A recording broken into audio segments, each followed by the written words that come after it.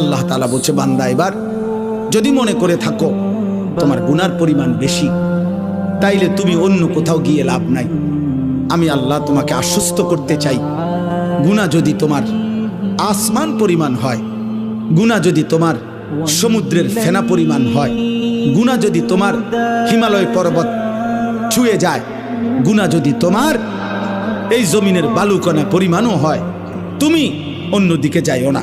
তুমি যদি শুধু বুঝতে পারো, অনুভব করতে পারো, তোমার ভিতরে যদি উপলব্ধি আসে আমার গুনাহ বেশি, আর আমার এই গুনাহ আমার জাহান্নামে নিবে, আর জাহান্নামের আগুন আমি সহ্য করতে পারবো না, খোদার কসম আল্লাহ বলেন এদিক সেদিক না গিয়ে বান্দা তুমি আমার দিকে ফিরে আসো, আমার রহমত থেকে নিরাশ হইও না।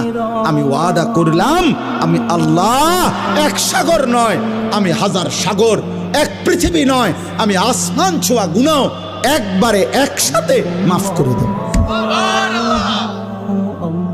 তুমি আমার কাছে আসো।